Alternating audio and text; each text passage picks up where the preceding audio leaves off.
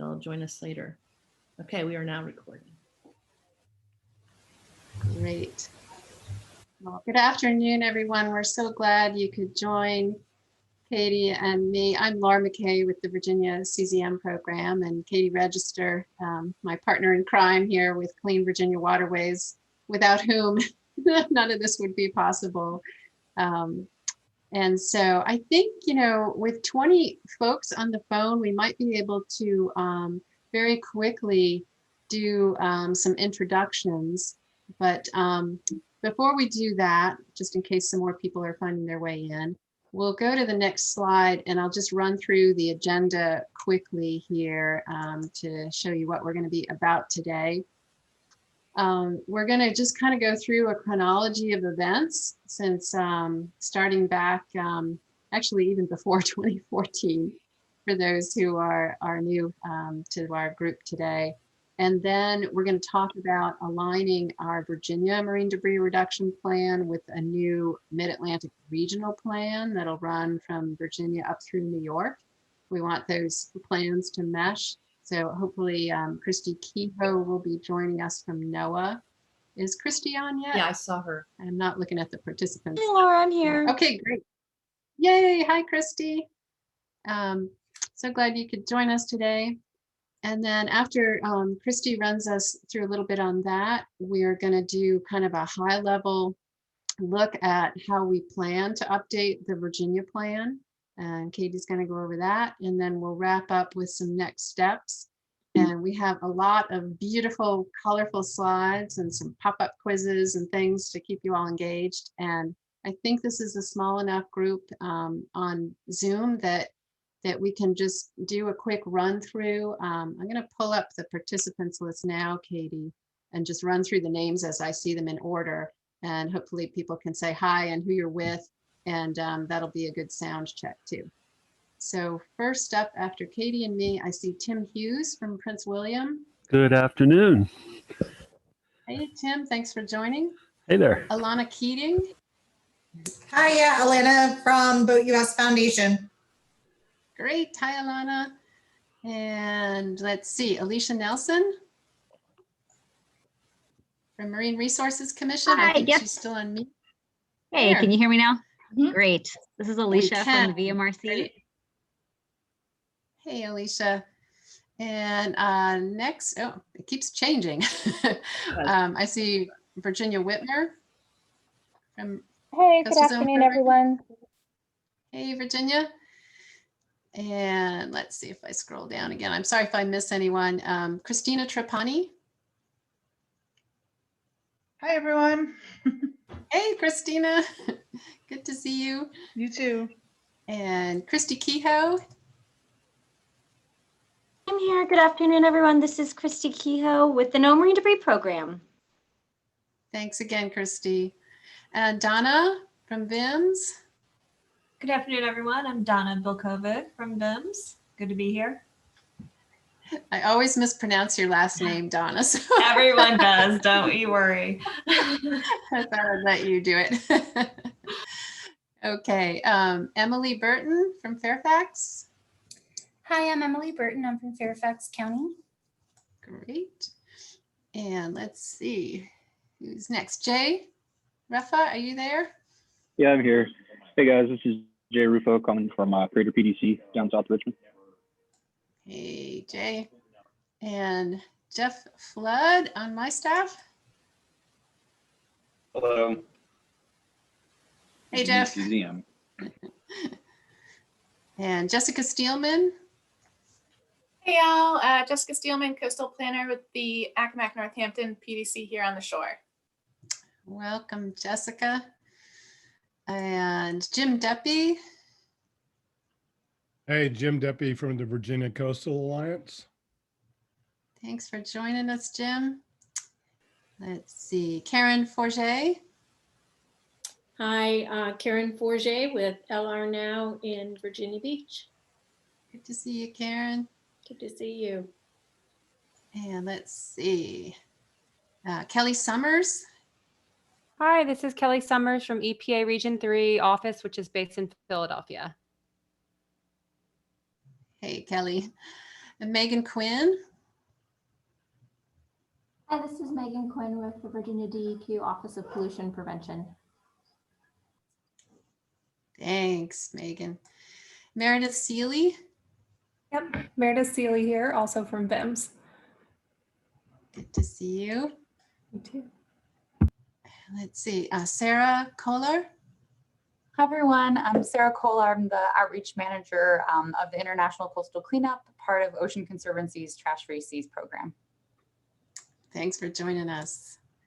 And Tracy Leverty. Good afternoon, everyone. I'm from Keep Virginia Beautiful. Oh, great. Thanks for joining us. Let's see. How about Zach Huntington? Hi, everybody. I'm Zach Huntington from Clean Fairfax. Great. Good to see you, Zach. I think we have one person just on the phone from last four digits are 2580. Yeah, this is Alita Daniels with Keep Prince William Beautiful. Can you hear me? All right. Yes. Yep. Great. Oh, Thanks. good. Good. Sounds like everybody's connected. Everybody's working. Did I miss anyone? All right. Terrific. All right. Well, if everybody could just go on mute, but if you have a question, please feel free to pipe up. We want this to be as interactive and fun as we can make it. So we will just go and jump right into this. I'm showing you this picture. This is actually all of the coral observations offshore of the mid-Atlantic coast. And you can see how they cluster around the canyons. And it's just to remind us that litter that may start out on the land has a tendency to find its way into the water, either from the air or through streams and rivers and bays. And there's a tendency for it to flow out. And so often the final resting place could be the bottoms of these marine canyons. And we do find plastic bags and whatnot wrapped around the corals that live in there. So we actually started working on the marine debris issue back in 2009, we being Virginia CZM. Katie's been working on it for 30 years, but we were a little late to the game. And through our work with the Mid-Atlantic Regional Council on the Ocean, we had one of the goals that we had, sorry about the numbering on this slide, but one of the 4 shared priorities in the region was the idea of improving water quality. And that was mainly through dealing with marine debris issues and ocean acidification issues. So next slide. The other thing that is in the background here is we, again, Virginia CZM, operate under the Federal Coastal Zone Management Act of 1972. And one of the many objectives in that act is this one, number 4, to reduce marine debris. So that's always been part of our objectives. And again, we CZM were a little bit late to see this as a major issue, but we certainly have been working on it lately. So next slide. In 2011, we began using a section of the Coastal Zone Act called Section 309 that provides for 5-year match-free grant strategies to develop new enforceable policies to protect coastal resources. And so we actually ran 2 of these 5-year grant strategies consecutively, and that's how we were able to get the wonderful Katie Register on board to help us with this major effort and fund a lot of the work we're going to talk about. Next slide.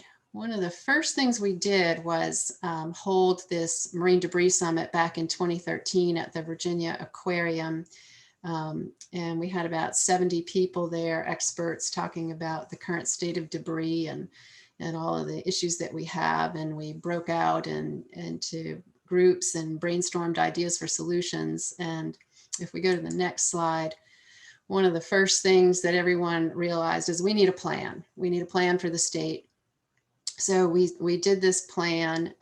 It was a 10-year horizon, very collaborative. It was really meant to be a roadmap to lay out what we needed to do. It wasn't super specific about actions and who's responsible and by when is it going to get done. But the actions that we put in there were all based on what was politically, socially, and economically feasible for us to do. Next slide. Okay, our first pop quiz. So Virginia was the second state in the US to develop a marine debris plan. Do you all know who was the first? And hopefully you're seeing the poll now. If you can click your answer, and you're seeing real-time results.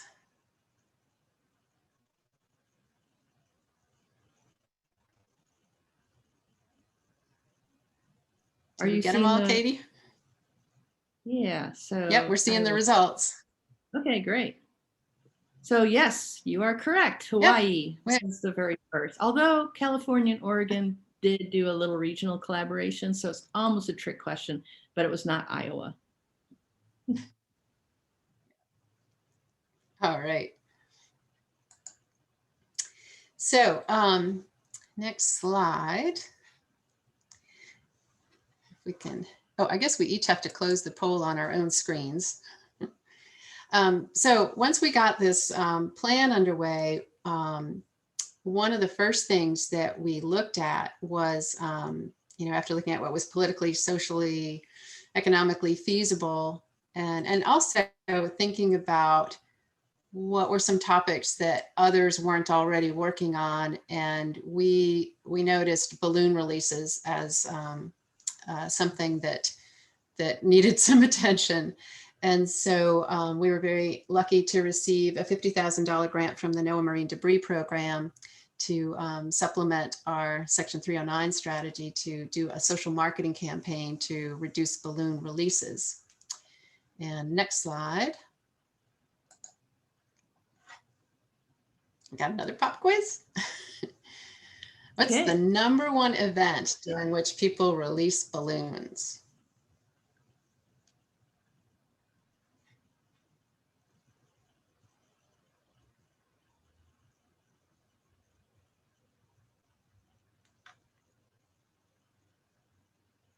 Okay, one more second. I'm going to end the poll.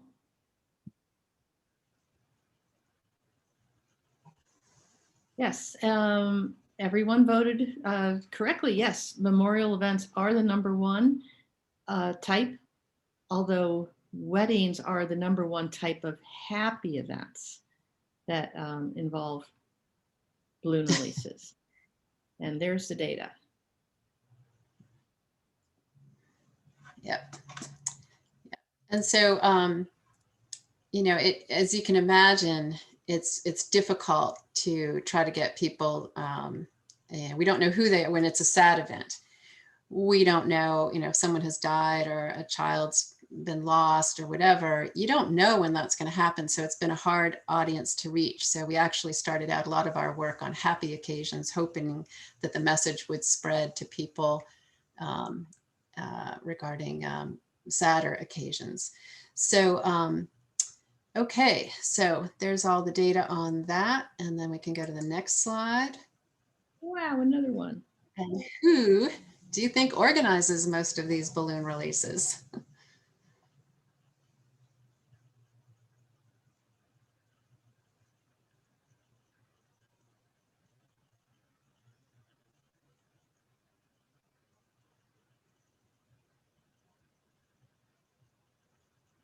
Okay, a few more seconds. I think we have a lot of very smart people in our group today who are pretty well aware. Well, they've read our research, and yes, the correct answer is 83%. Yeah. So we women really need to watch out here. Okay, so then, we were working on that. And then we had another summit. As you can tell, we're having these summits every 3 years. 2016, we held another one at VIMS. A lot of you on the call today are in that picture. And at that summit, we took some deeper dives into developing implementing strategies to implement all the activities. And then later that year, the the Mid-Atlantic developed this Mid-Atlantic Ocean Action Plan. And we had this one action here about developing a regionally appropriate strategy for marine debris reduction. And so that kind of really got us going on a larger scale and even beyond Virginia. So if we go to the next slide, we then, we being at that point, a marine debris work group that was formed for that region, again, from Virginia to New York. We applied to NOAA for a grant that would expand Virginia's balloon release reduction campaign to the entire mid-Atlantic. So we continue to work on that. And I think Katie's going to tell you a little bit more about that later. The other thing we did is to set up, and thank you again, NOAA. Actually, NOAA set up this marine debris collaborative portal, which I hope you all will go to. The web address is down there at the bottom of the slide. And this is a place where everyone can enter through designated people. And Katie Register is one of them for Virginia. Do you have someone else in Virginia, Katie, that helps you enter projects into this database? I think Virginia Whitmer of your staff got the training as well. Yeah, Virginia, you still can do this too, right? She may be on mute still, but that's all right. So anyway, this is a great way to share the information about who's doing what. We don't want to repeat any projects or recreate any wheels. So take a look at that if you haven't already. And if you have a project that's not in there, let Katie Register or Virginia Whitmer know, and they can get it put in. So next slide. The way we approached this work was through something that we call community-based social marketing. And Doug Mackenzie Moore is kind of the father of that activity. A lot of you know this. We held some workshops to get all of us trained in social marketing. So that was a great help to move us forward. And next slide, Katie. Then we just held another summit in 2019. This was up in Arlington, Virginia, and poor Katie, who looks like a ghost up above us there in the picture, was badly stricken and hospitalized just before it started, but she had everything so well organized, we were able to carry on and do it with her wonderful script. And we had Jim Toomey here, who has this national cartoon called Sherman's Lagoon. And Jim has offered to help us in our efforts should we need it in the future. But that was another great summit. And next slide. Our work, still continues. This is a National Geographic article from, I think we said 2019, Katie. It's hard to read the date at the very top. But, if you look at that chart there, projecting how much plastic is being generated, it's just growing exponentially. This problem is not going away despite our efforts of the past 10 years. So we have quite a lot still to do. The next slide. Good news is for us though, is that we have just submitted and NOAA has approved our next 5-year Section 309 marine debris strategy. So, and it's a little more money than it's been in the past. So we're going to have about $160,000 a year for each of the 5 years to continue having Clean Virginia Waterways help us coordinate our efforts, update our plan, keep implementing actions. We're going to have a little bit of funding in there for some small grants, maybe to localities to actually get things done, and a little bit of money for some more summits in the future in 2022 and I can't read the bottom of the slide there, 2025. Okay, so next slide. So we do have these upcoming summits. We are going to have one in this July. It'll be virtual, and Virginia Whitmer has done a beautiful save the date card that will be going out soon. This is with our regional marine debris work group, but you all will be invited And we have, again, some funding from NOAA for that summit this summer. But in May 22, we'll be wanting to do another summit, and we hope that will be in person. And that will just be a Virginia summit. The one this summer is for the whole region. And then Clean Virginia Waterways is looking to set up a marine debris research symposium in March of 2022. So with that, I'm going to turn it over to Katie, and she's going to run through a lot of the accomplishments of the past. We're going through this mostly. I know a lot of you are aware of this, but it's just kind of a reminder about what we have done so that when we start talking about what we need to do, we remember these things and we build on these and don't repeat them. So with that, over to Katie. Yeah, thank you.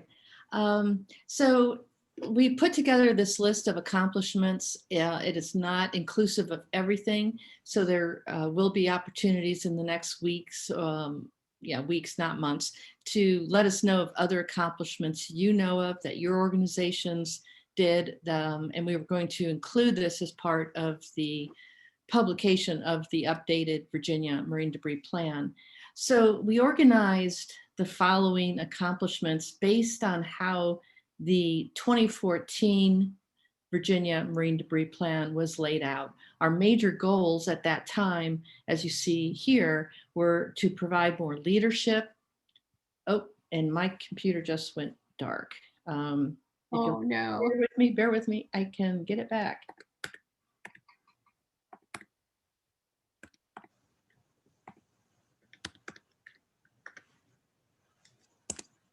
All right, I'm back. So sorry. The other major goals were prevention, interception, which is mostly talking about debris that enters stormwater drains, innovation, and removal. So these were our 5 major goals that we established back then. As far as what's happened over the last 14 years, or since 2014, we've had the summits that you heard about. We also had 3 stormwater and litter workshops. The first 2 were devoted to stormwater engineers and public works, people boots on the ground working on these issues with floatables and plastic and debris. The third one we opened it up to litter prevention professionals as well. And these workshops were a great collaborative place to share and set priorities for the future. We have the portal, as Laura mentioned.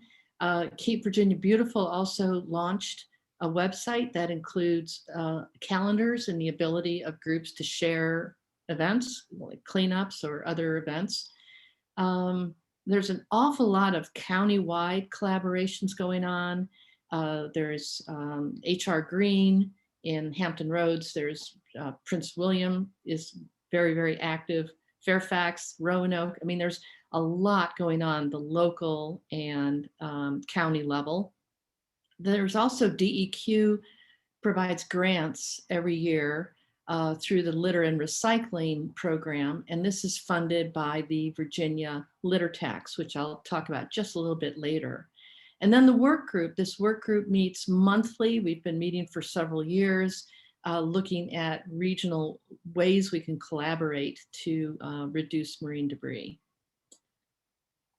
2 other things that have happened in the last few years. Litter Free Virginia was started by Clean Fairfax, and it's a wonderful free website that anyone could go to learn the latest on legislation. It's devoted mostly to keeping people alert as to what legislation is in the General Assembly, and it has position papers, it has sample emails. So that's a really great resource that wasn't here when we started working on this a few years ago. There's also the new Virginia Plastic Pollution Prevention Network, which was just started up late last year. And it is a place of collaboration, a place where anyone who's interested in plastic pollution prevention can come and share. There are monthly 90-minute meetings with guest speakers, and also a website with forums for people to share. So these, if you're not aware of these resources, I hope you'll check them out. Also recently, just last year, the Virginia Department of Transportation launched a website, Lovers Not Litter, trying to further raise awareness. The Richmond Area Planning Board has this Don't Trash Central Virginia. These are customizable materials, stickers and brochures and other materials you can put on your website. So they're really concentrating on Central Virginia, but I believe their plans are to make their materials available to others as well. This joyful send-off was the result of that first grant that Laura was talking about, where we were concentrating on reducing intentional balloon releases in Virginia. After our research, we realized that weddings were the #1 happy event during which people release balloons. So Joyful Send-Off is a website. It's got resources, not only for brides and grooms and brides' mothers, as we found out, brides' mothers are very involved with the planning, but also with resources for venues and vendors, people who influence brides and grooms. We realized that while we could not reach every bride and every groom, because every few months there's a new crop of them, but working with vendors, the people, the photographers, the caterers, the event spaces. Another new resource that is a couple years old, preventballoonlitter.org. This website was created here in Virginia, mostly Virginia Whitmer from the Coastal Zone Management Program and a team of partners created this website, but it is international. And if you go to this website and you go to About Us, you'll see that there are partnering organizations from around the world. We've got a few from Africa and Australia. So this is a worldwide issue that we're very proud of the leadership that Virginia has provided. Hey, Katie? Yes, go ahead. Just back on that one a second. I guess we didn't put the actual web address on there, and maybe Virginia Whitmer, if I could ask you to put it in the chat for folks. It's just preventballoonlitter.org, but just want to make sure they have the web address. Good point. Thank you. Thanks.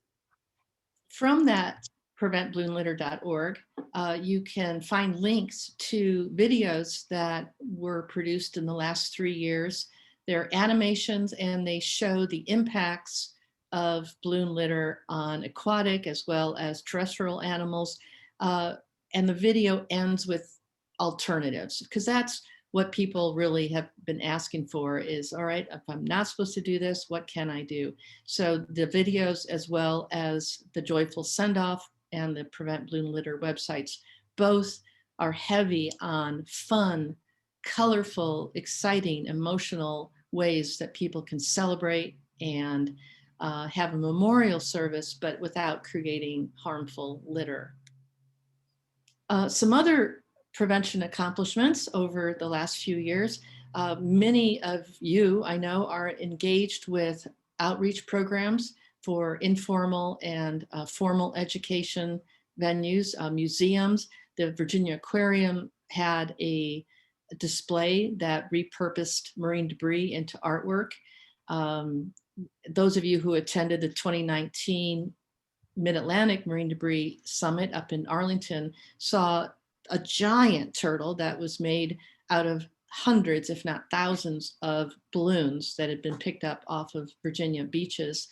Right now, there is a display at, oh goodness, I'm blanking on the name, Nauticus Marine Museum in Norfolk, and another one coming up in June at the Norfolk Botanical Gardens that all focus on educating people about debris. So a lot going on.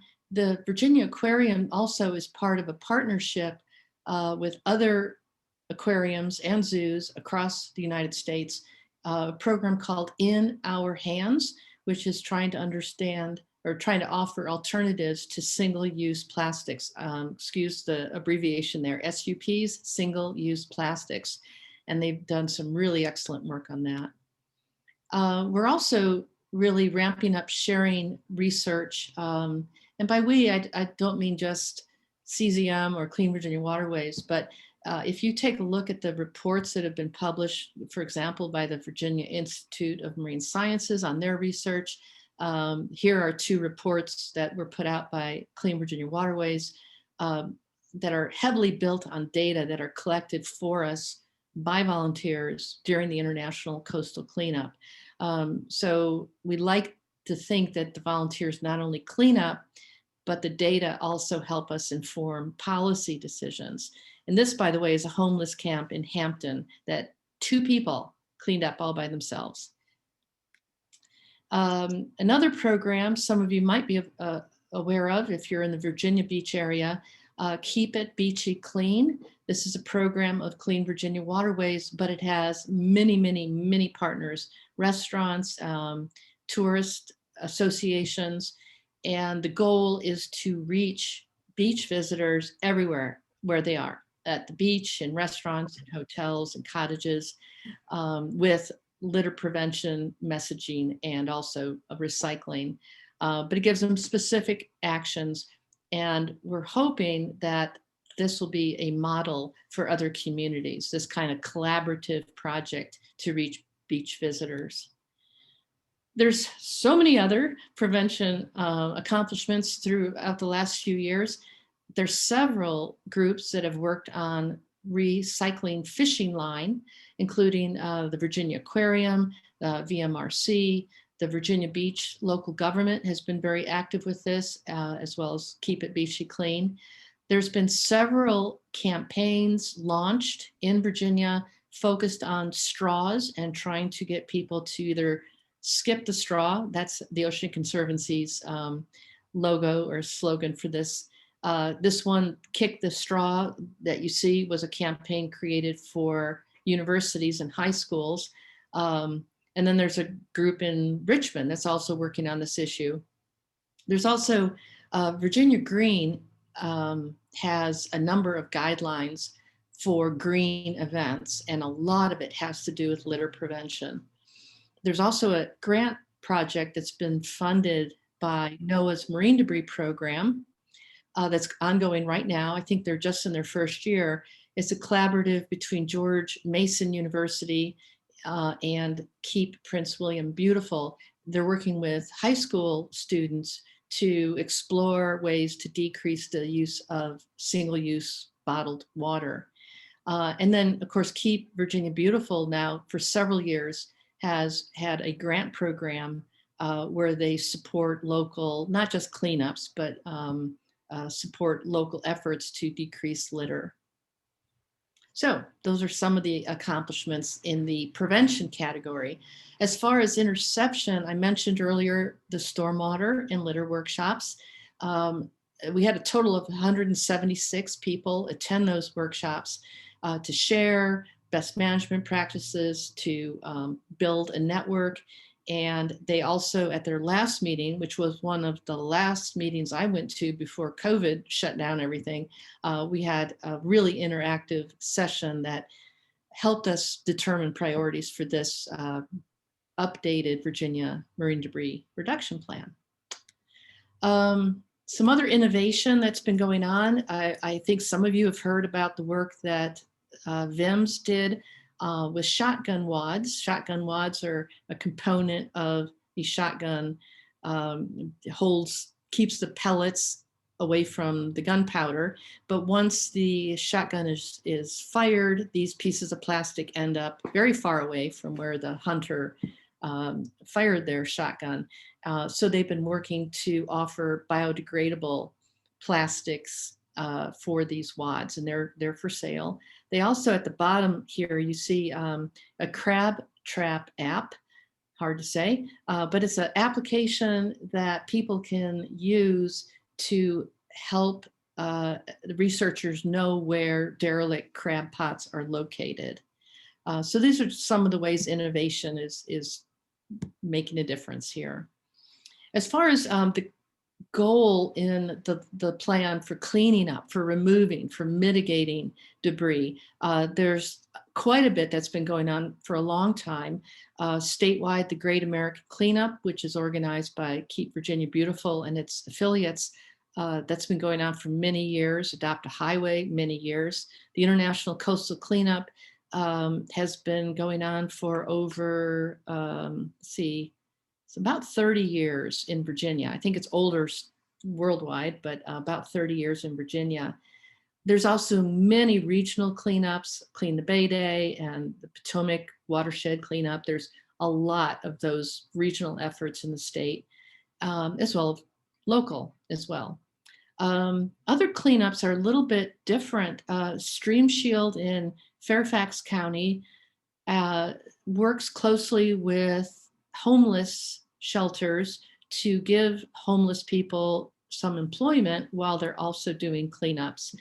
And there's just many, I mean, the list could go on and on of people who are organized to clean up, and many of these do help collect data as well. One new thing that happened last year is Virginia got its first floating litter trap, a bandalong here, shown here in Fairfax County. And I know there's many other communities that are looking at the feasibility of installing similar litter traps in their community. You know, do they have the right stream? Is it got enough debris? Do they have access to clean it out? Things like that. Another thing that happened in the last few years are these sea bins. I believe 4 of them were put in at the Nauticus Marine Center in the Elizabeth River. And they basically use electricity to pull water into the nets, and then these little nets can be removed and cleaned out. So there's, those were the very first on the East Coast, actually, when they were put in. There's also an opportunity that Laura McKay and I spoke with EPA last week about the possibility of having more of these sea bins placed in Virginia with funding thanks to EPA. Another thing that's rather new, and some of you on this phone call have already been engaged with this, there is now a Virginia Abandoned and Derelict Vessel Work Group. We've had one meeting of the entire work group so far, and there's a number of subcommittees which have been meeting to look at the legal and the financial and the removal issues around these derelict vessels. If you want to learn more, this is being facilitated by Jeff Flood, who's in the Virginia Coastal Zone Management Program, and myself. So please reach out to us if this is a topic of interest to you. It's a very, very big and growing issue, especially with fiberglass boat hulls, which cannot be recycled. Some of the research that's been going on, this is mostly VIMS, who's done work on the impact assessment of the cost of derelict fishing gear. And by cost, we mean on animals as well as dollars, the economic cost, the commercial cost of the cost of lost harvesting because of derelict crab pots. And then there's another group that's taking a look at litter hotspots in Northern Virginia, which is the first step to finding solutions. Here's a little bit more about the Virginia Institute of Marine Science work with their blue crab pots. Their research estimates that over 900,000 animals are killed each year in these crab pots that become severed from their floats. And the economic cost to the fisheries, as you see there, is very, very, very high. So let me see if I can get my poll to pop up. I seem to have trouble with my cursor. There we go. We've got time for one more. So what percentage of crab pots are lost throughout the Chesapeake Bay each year?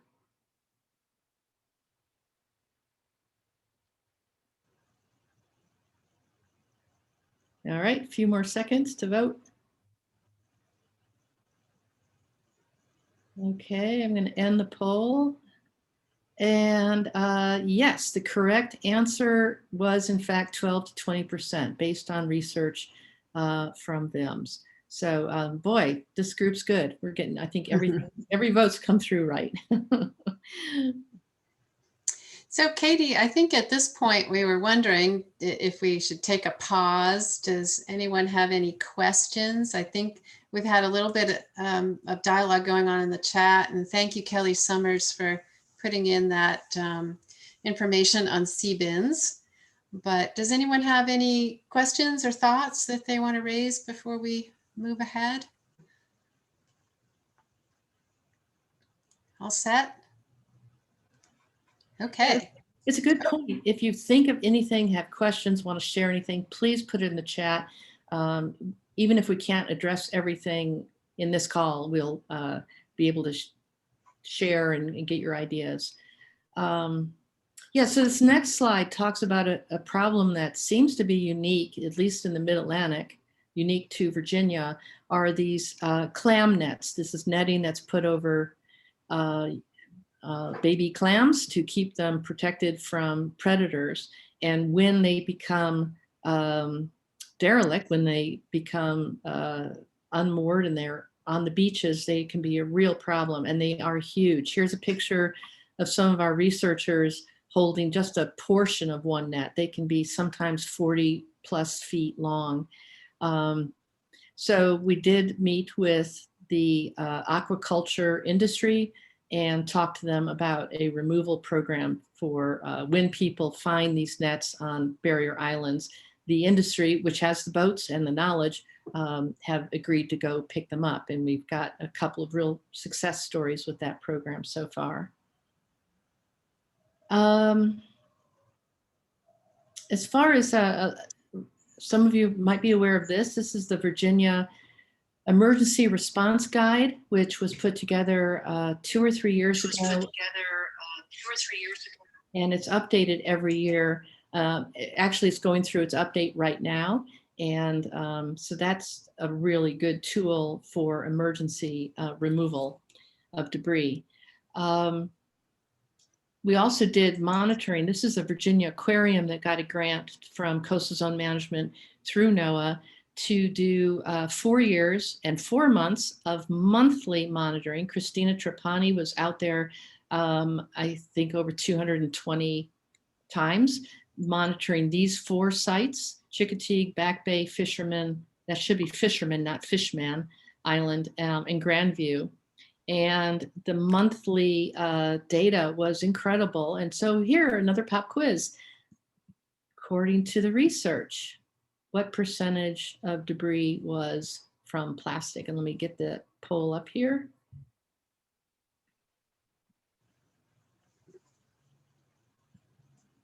Okay, what percentage of the debris through this Virginia aquarium research was made out of plastic?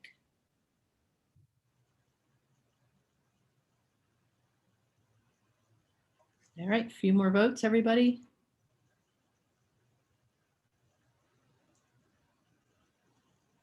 Okay, well, this is the only one we've gotten wrong as a group. The actual answer is 83. 83% of all the debris recorded during these 4 years and 4 months on these 4 sites monthly was actually plastic. And here's the pie chart showing that, yes, plastic is by far the dominant material. And I think this is the last one on the research.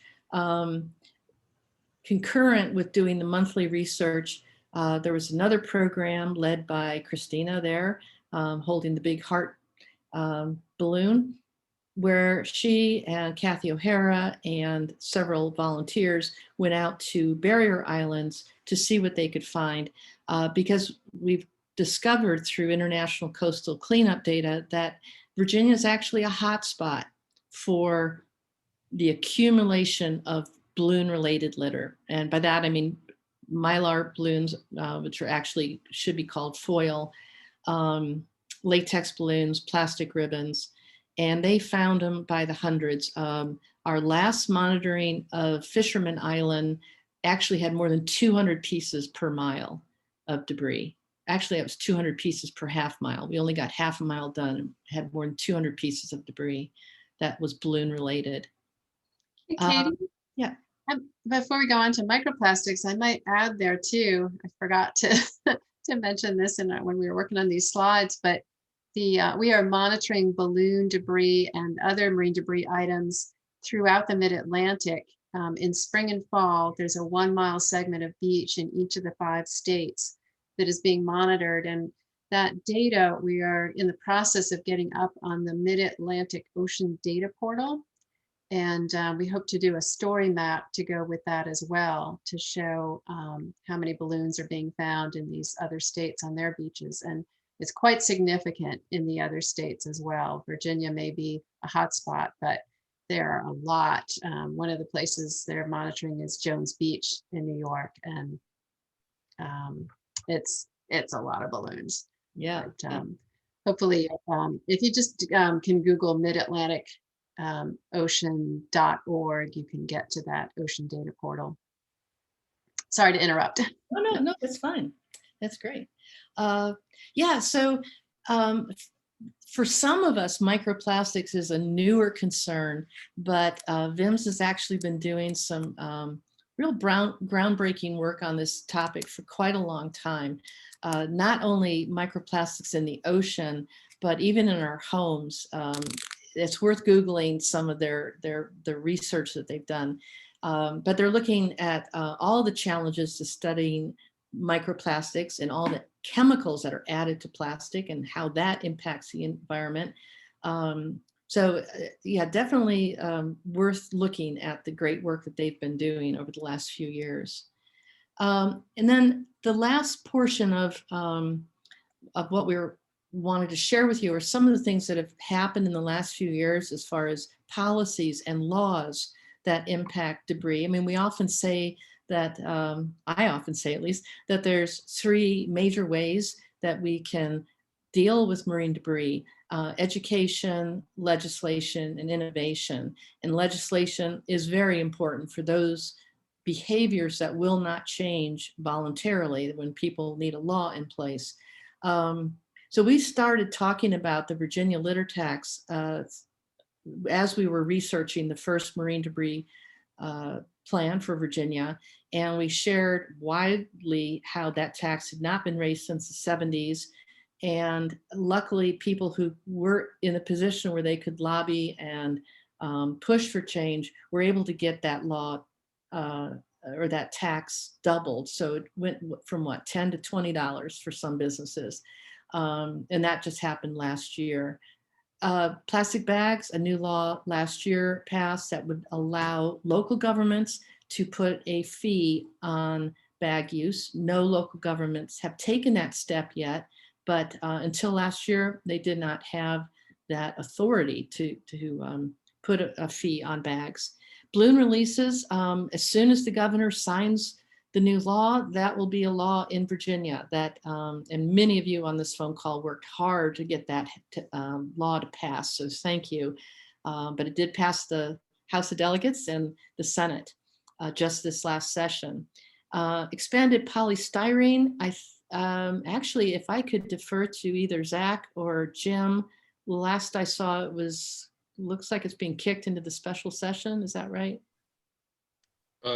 It's passed. It's gonna go to conference for an amendment that was offered in the Senate to eliminate the carve out for nonprofits and schools. So it's it was a good amendment, and it's going through. Great, thank you for that. Thanks for that update. And that's been quite a long fight too. So again, thank you to everybody who's worked on that. Also last year, a law passed establishing a plastic waste prevention advisory council, which was supposed to come together last year in order to advise the General Assembly, make recommendations regarding the plastic pollution problems. That advisory council was not named last year, but there's hope that it will be named this year in order to advise the General Assembly. And then policies are another way to change behavior. Over the last few years, we've seen many new policies in place by schools, universities, businesses, state parks when it comes to the use of balloon releases or sky lanterns. Many new policies about plastic straws and glitter. Glitter is basically just tiny pieces of plastic for the most part. So policies and laws, we've seen some, and hopefully we'll see some more in the future. So many partners, thank you for your patience as I went through that. I know we're missing some accomplishments, and we encourage you to let me know. Send me an email to make sure. So here's, I think, our last poll. Until today, were you aware of the Virginia Plastic Pollution Prevention Network and or Litter Free Virginia?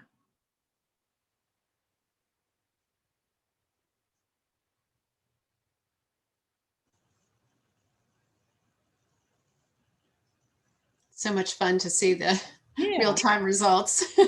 I'm glad you can see in real time. So that's great. Well, good. I wondered too, Katie, if I noticed in the chat, Jim Deppie was saying something about big legislation. Did we miss anything, Jim? No, she covered it perfectly. Oh, okay, great.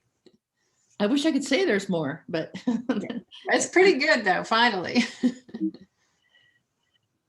So again, please share any other accomplishments that you know of. And at this point, we thought we'd just open it up and see if there's any other comments, thoughts, anything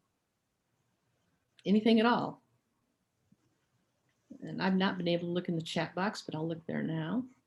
I think we're clear in the chat box. I don't know if people would like a little bit of a break before we delve into the next session. We're at 3:55. We did plan to go till 5. I'm not sure if we'll go that far, but would folks like a little 5-minute stretch break, or do you want to keep plowing ahead?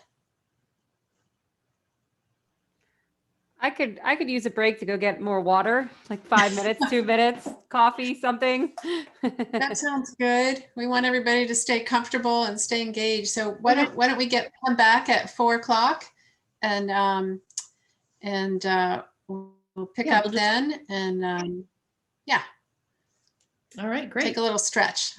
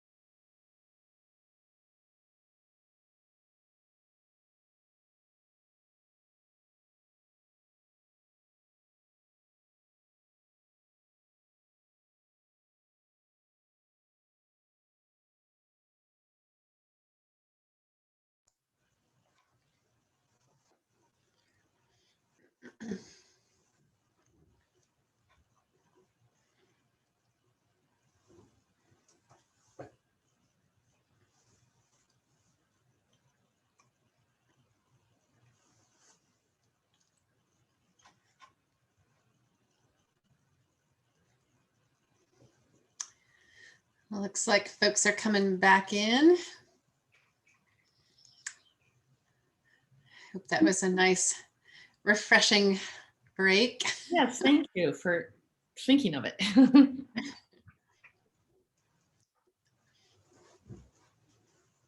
Is this a real, oh, this is a Nat Geo picture. Yeah, I did not take this. That's an amazing photograph. Wow. Hopefully that dolphin was just playing with that 6-pack ring and not trying to eat it. Yeah.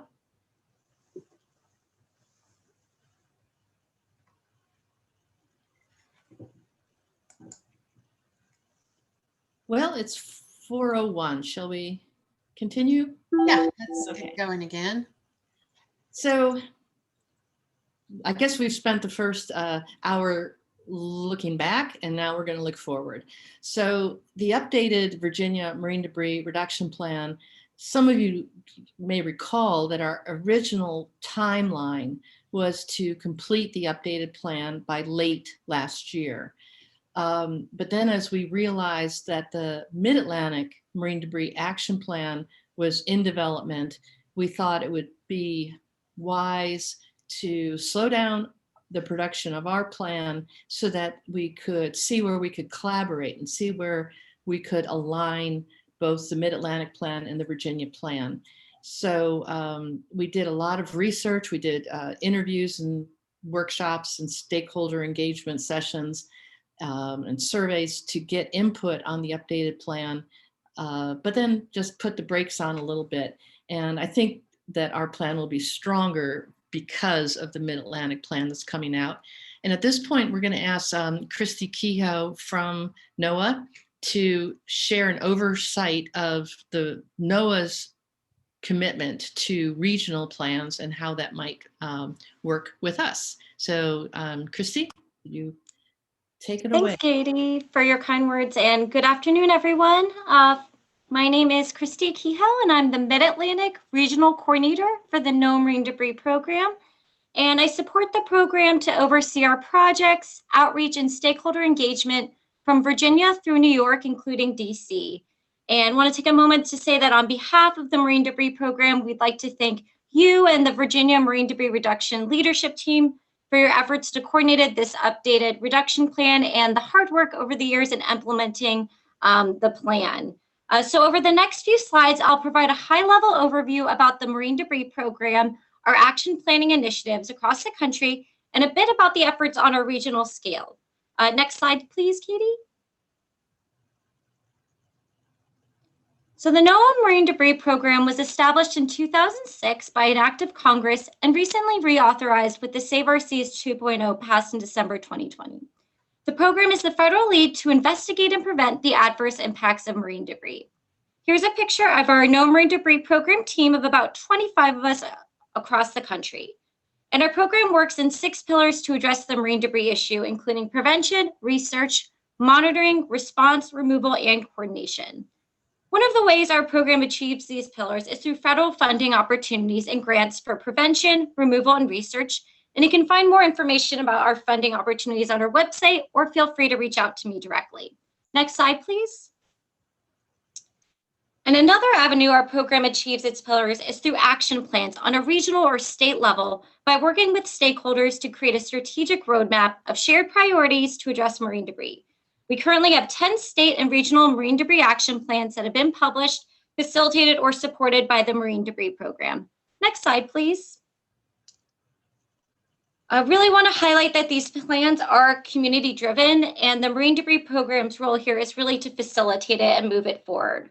And the action plan community typically includes all stakeholders who have an interest in addressing marine debris and creating a shared solution. So this can include nonprofits, tribal groups, academia, private sectors, watermen, local, state, and federal agencies, regional bodies, and many more. And as such, ownership of action plans, we believe, belong to the Mid-Atlantic or the regional marine debris community. Next slide, please. So in developing the other regional plans, the Marine Debris Program has noted the importance and value of action plans, which includes, but is not limited to, increasing awareness and public education on the issue, bringing a diverse set of marine debris partners together and promoting networking, coordinated messaging on a shared vision, setting priorities and identifying actions, and helping to bring funding and other resources, as well as informing decision makers and the public about the regional work. Next slide, please. So our program recently did an internal review of action plans to identify trends and analyze debris type categories. So in this graph, the x-axis is different action plans and the y-axis being the number of actions in each plans.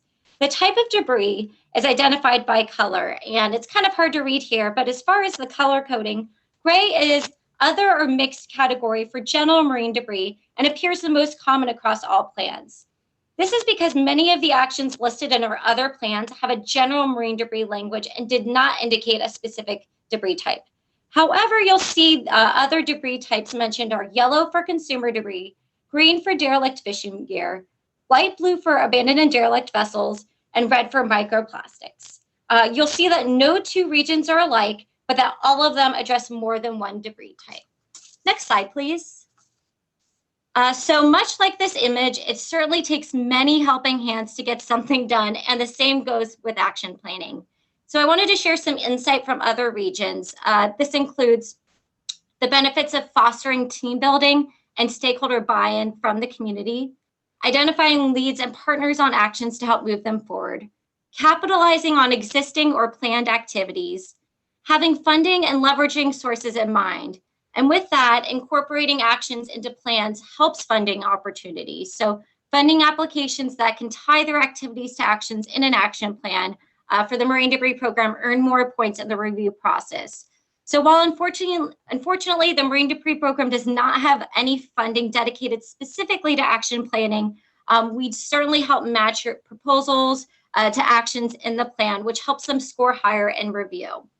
In addition to this, the action plans help focus on action-oriented smart language, as well as communication. So for us, it's really been seen that it's really important that partners working on an action plan together, or even partners working on the same action separately in organizations, help keep in touch with one another and share status updates, challenges they're facing, and plans to move forward, such as we're doing today. And my last note that I wanted to add is expect the unexpected.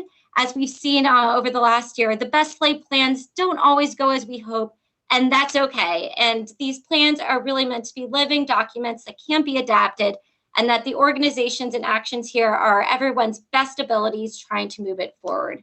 But really wanted to echo again that communication is crucial throughout all aspects of the plan. Next slide, please. So I wanted to take a moment to share updates on the soon-to-be published Mid-Atlantic Marine Debris Action Plan. The action plan's vision is to keep the Mid-Atlantic region, coast, communities, habitat, wildlife, and our ocean free from the impacts of debris. And this plan covers Delaware, Maryland, New Jersey, New York, Virginia, and Washington, D.C., with a timeline from 2021 to 2026. So over the past year, the Marine Debris Program, in lieu of having in-person workshops, has held one-on-one calls, held smaller group discussions, collected written feedback to really identify region-wide actions. And as it currently reads, we have over 52 actions with over 100 partner organizations. And again, we're hoping that this will be published in spring or summer of 2021, hopefully sooner than later.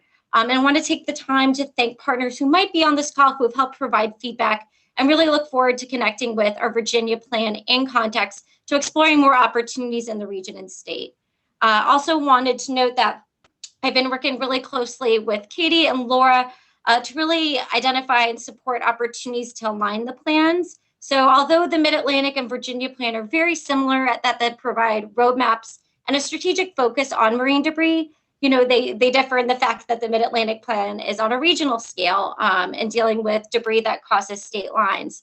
But that being said, working really closely with the Virginia plan organizers, we'll do our best to align the plans, whether that means reporting and sharing opportunities to both amplify the work of partner organizations.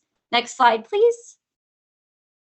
So the Mid-Atlantic plan will have 4 goal areas. This is going to be consumer debris, derelict fishing gear, microplastics and microfibers, and vessels and related debris. And under each of our goal areas, we have objectives, strategies, and actions and metrics to help track the plan's progress. And here, just wanting to emphasize, it will hopefully be published sooner than later. Next slide, please. So if you have any questions, I want to learn more about the plan, please feel free to reach out to me directly. My contact is on actually the next slide. It's something that I'm happy to have one-on-one discussions with. So with that, that is all for me. And I want to thank Katie and Laura for allowing me the opportunity to speak on this. Thank you, Christy. And I think we're going to, let me pause for a second. Does anyone have any questions for Christy? Feel free to unmute yourself too. All right. Well, we're looking forward to having the plan published, Christy, and thank you for all your work on it across the country. It's a big job you have. So we appreciate your attention to Virginia and the Mid-Atlantic. So Katie, we're going to jump back to you and really delve into where we're headed next on the Virginia plan. Right. Yeah. Thank you. So the updated Virginia plan will also have the same 4 major goals as were presented just now by Christy for the Mid-Atlantic. It makes sense. When we created the first plan 6-7 years ago, we had huge debates over how to put all of the actions. Should we put them by source of debris or by different approaches? And since then, of course, only one state had an action plan before ours. And since then, there's been a lot. And we're seeing a movement towards having the major goals based on where the debris comes from. And so a number of us took a look at a whole lot of other state plans, plus the regional plan, and thought that this just makes sense. It makes it easier to find an action that you're interested in if you know that you're looking for derelict fishing gear, for example. So the 4 major goals that we will be focusing on are the same as the Mid-Atlantic: consumer, fishing gear, microplastics, and abandoned vessels. As you saw in an earlier email, next week we're going to have 4 in-depth workshops where we're going to look at each of the actions. These are the specific actions that will be measurable. And so we're hoping that you will sign up for the workshop that you're interested in. I'm going to get an email out either tomorrow or Thursday where you can sign up. If you're interested only in one, that's fine. We've got one person who already said she's going to attend all 4. So that's great too. So whichever one you're interested in, we're going to ask you to sign up, and these will all be Zoom meetings and you'll get a link. As Christy said, we want to make sure that the actions in our plan have SMART goals, that they are specific, that they are measurable, that they are obtainable in the amount of time with the amount of resources we've got, that they're relevant to Virginia, and that they're time-based. This is really, really important, especially the measurable. We want to make sure that we, next week during those workshops, when we talk about each action, that we make sure that what we're measuring is actually how effective we have been with implementing the action. So we'll go through a little bit more of this with each of the workshops next week. But I just wanted to give you a higher level vision of where we're going with the plan. So goal number 1, as I mentioned, will be focused on consumer debris, which is fitting. It's 60 to 80% of the trash that we're finding in our waterways comes from inland sources. And you'll see that there's 5 strategies. These same 5 strategies show up in our other goals as well. So the first strategy works on prevention, education, outreach. The second strategy in all of the goals focuses on research and monitoring. The third strategy is proper disposal, and this will include interception and infrastructure issues. The fourth strategy underneath each goal deals with removal of the debris item. And then the last is policy and management, or in some cases, policy legislation and enforcement of current laws. So that's big picture what we're looking for, 5 strategies underneath each goal.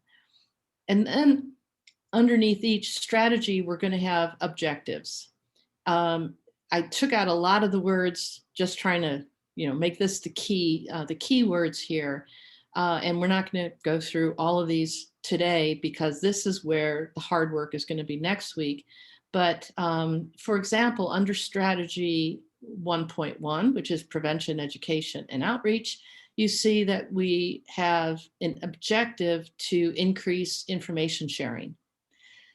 Under that, we're going to have individual actions, like who is going to do what and where. That's where we're going to get into the very, very specific. So what we will be sharing with you via email is a Google link, a link to a Google document of the draft plan that shows a whole bunch of actions under these objectives. And everybody will have the ability to comment on the plan. So you basically find an action that you want to comment on, and you hit a comment button, which allows you then to write whatever it is you want to write. This was the same process that was used by the NOAA Marine Debris Program in collaboratively building the Mid-Atlantic Plan. So that's what we're going to be doing too. So you can contribute through the workshops next week, or you can contribute through the Google document. If you cannot use Google, I can send you a copy of the document for you to comment and send back to me. But if you can use Google, that would be much better, because then you can see all the other comments that people are adding to the document, which is, I enjoyed that part of the Mid-Atlantic, that we could see, and it was very collaborative. So I'll just flip real quickly to goal number 2, which will be focused on derelict fishing gear. Again, you see the same 5 strategies, but the objectives are slightly different underneath each of these, because we're talking about derelict fishing gear instead of consumer. And once again, underneath each of these objectives will be the actions that we will be asking you to comment on, but also partner. One of the things we learned from the Mid-Atlantic Plan is every action requires some kind of commitment from partners. So let's say if you're with the Virginia Coastal Alliance, or you're with the Lynnhaven River Now, or any other organization, and you see an action that you're like, yes, this is something we want to contribute to, then we'll be asking you in the Google document to put your group's name down as a partner. We're hoping that every action is going to have several partners who will be working together collaboratively on some of these issues. If, however, we find out that there's some actions that no group is ready to sign up to partner on, then we're not going to throw out those actions, but we're going to move them to a list that we're calling future actions. Like, still a good idea. It's just not a priority right now for the resources that we have.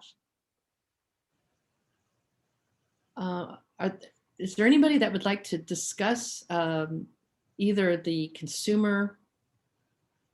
Let me go back a second.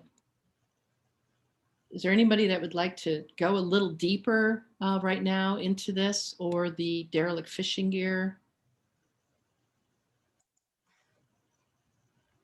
Okay, well, I'll just show you then the next 2. Goal number 3 is focused on microplastics and microfibers. And I can tell you too that the current plan, there's many, many more actions in the consumer debris goal than we're going to be finding in some of these other goals. It's just a much bigger issue with more players involved.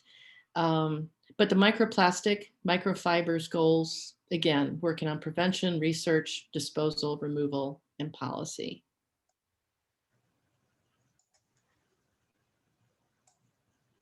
And then the last goal will focus on abandoned and derelict vessels. And I feel that we're fortunate in Virginia. We're already partly down the road with a collaborative approach to dealing with abandoned and derelict vessels in Virginia.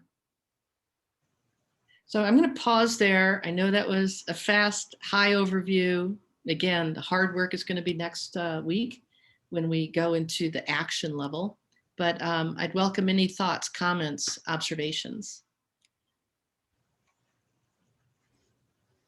Does this structure make sense to everyone? We hope. Yeah, I think the structure is great, and it's obviously very close to what the NOAA Mid-Atlantic Marine Debris Program structure is. So there'd be some nice fluidity there. Great. Yeah.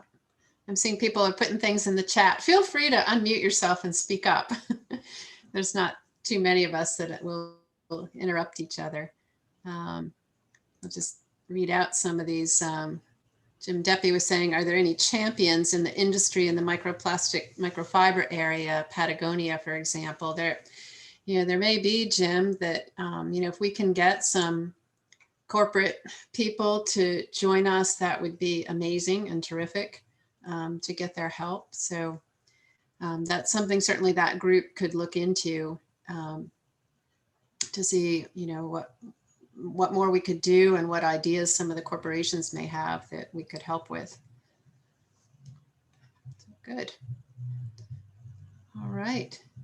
And Sarah is saying she can look into it. The Ocean Conservancy has been involved in a microfiber working group, so that's great. Thank you, Sarah. Okay. Well, again, today is a lot of background and what we're going to do next.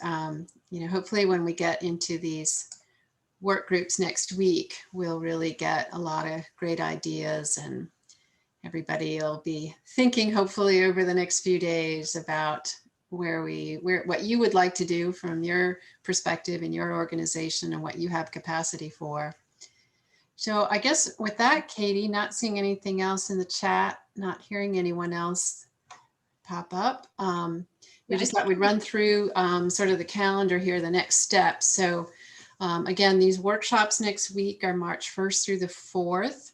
And we're going to have those Google Docs available for you to work on through March 22nd. Hoping everybody will sign up as partners or leaders by March 22nd.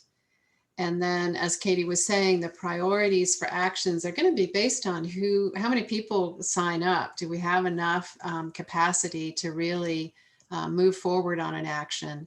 And if we don't, we just put it into the future actions list. As you can tell, it's really easy to generate actions and ideas of things we should do. But when it comes to like, what can we do is often quite a different story because we all have full-time jobs. And while this is part of my job and Katie's job, hopefully it's parts of your job, but maybe not a big part. So we welcome whatever you can do to help make this, a truly comprehensive Virginia plan that encompasses everything we can do. So that's March. And then if we go to the next slide for April, once we've got this plan together, we're really looking to get input from all these other stakeholders, the stormwater community, the plastic pollution prevention network members, the conservation networks, plastics group, professionals, the abandoned derelict vessel work group, and anyone else. So, there'll be a little bit of I guess, Katie, is it fair to say a little bit of a public comment period on the plan before we finalize it and post it? I also should point out, if you cannot attend one of the workshops next week, I'm happy to do one-on-one conversations with anybody. Actually, one-on-one conversations are usually incredibly valuable. So don't hesitate, just not next week, but the week after that, I'll start doing that. Thanks, Katie. And so for now, most of the information, our current 2014 reduction plan and a lot of the other stuff is posted on the Clean Virginia Waterways website. And we have to apologize.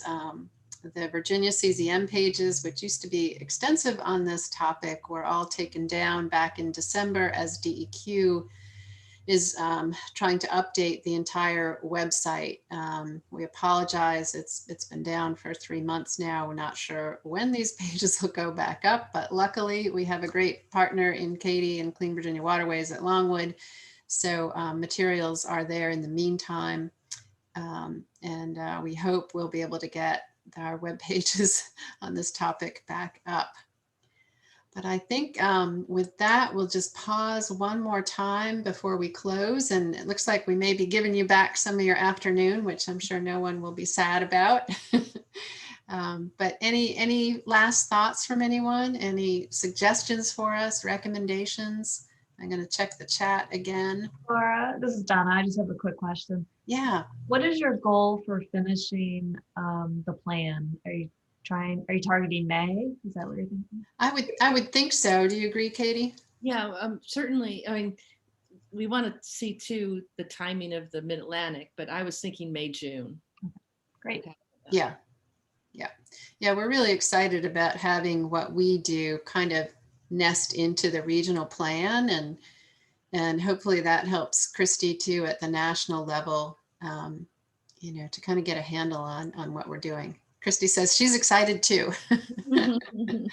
Can you guys just go over the dates again for the next couple? Like I know you said March 3rd was, I think the work group. Can you just remind me of all those dates? Because I don't know if I have them in my calendar, and I might need to do some one-on-ones. Sure, we'll roll back to that slide, Katie. There you go, perfect. Yeah, if people want, we can leave this slide up if people want to jot some things down in their calendars right now, and we'll get those. Do you do those as Google Invites, Katie, or just an email with a Zoom link? I usually just do an email with a Zoom link. How many people prefer Google Invites as well? No? Yeah, I think it's easier. It's easier for me, but I'm just one person, obviously, that like if something automatically goes to my calendar and I can just accept or tentative or whatever, rather than looking in email. But unfortunately, I'm in another conference next week. This is Kelly Summers, by the way, so I won't be able to make any of these. Oh. I know, I'm so sorry. But I can easily have one-on-ones, post like meeting notes and stuff like that with you guys. Sure, okay. This is next week. It just happens to be my when it rains, it pours week. Gotcha. Okay. Yeah, we can definitely do one-on-one talks. Well, I'll do both. I will do a Google invite. Well, I guess I'd have to do 4 Google invites. Yeah. I'll figure it out. I like those Google Invites too, so you don't have to go searching through emails. Yeah, this is Jessica Steelman. I with Laura and was it Kelly? I'm sorry. Yep. Okay. I like the Google Invites because if it doesn't go to my calendar, and I think Katie, you and I have probably talked about this, I tend to lose things or miss dates. But I will also practice better calendar marking behaviors if it makes it easier not to do. Yeah, we appreciate it, Katie, because I know it's more administrative work on your end, and that's the non-fun stuff is setting up that, but it would be helpful. All right, no big deal. I'll send 4 Google invites to everybody, and you can pick which of the 4 you're interested in. But I'll also send one email that has all the information for all 4 of these workshops, so that you will have a link to all 4 if that's what you prefer. But don't look for it tomorrow because I'm full tomorrow, but I will get on this Thursday, as well as the Google link to the document, so you can start taking a look at it and editing it. Terrific. I just want to say before we leave, I said this to Katie the other day, but I really like the way you've restructured this and are going to crosswalk it with the Mid-Atlantic plan. I know that was a lot of work, and I think it's going to be very useful. So I appreciate your efforts there. Thank you. Great. Thank you, Katie and Christy. Well, terrific. All right. Well, 4:30. I think hopefully we accomplished what we hoped to today, Katie, getting everybody up to speed and prepped for next week. And thank you, Sarah, for your kind comments in the chat. Glad you found the update helpful. And again, we have been recording this. And so I guess we can put a link to the recording in the Google Doc, or we could send it around to this group via email. Well, Donna actually in the comments mentioned that some of the data that I used was old and should be updated. So we'll have to figure out how to share this with perhaps a way to update that information. But usually what I do is I take these recordings and I put them on the Clean Virginia Waterways YouTube channel, and then we get a link that anybody can watch it. It could be embedded in other emails or on websites. So I'll just have to figure out what to do with those corrections that we need to make. I think it's fine to post it. I just wanted to make you aware of those things. So. Okay. Oh, we may be able to just, we could fix the PowerPoint file and then just post that in the Google Docs. Yeah, that'd be perfect. And the recording is done, but. Yeah, that's a good idea. So I could post a PowerPoint. Yes, and then anybody could go back at their leisure and look at the images again. Okay. Thank you. Yeah, because I know we had a number of people who wanted to be with us today who couldn't make it, and they would like to see the PowerPoint, I think. So yeah, we'll see if we can make that happen too. All right. Any closing thoughts from anybody? Thanks for your kind words, Jim. All right. Terrific. Well, everybody have a great evening, and we look forward to working with you next week. Great. Thank you, everyone. Thank you. Bye. Stay warm, Katie. Thank you. Yeah. All right. Take care. Bye-bye. Bye. Thank you.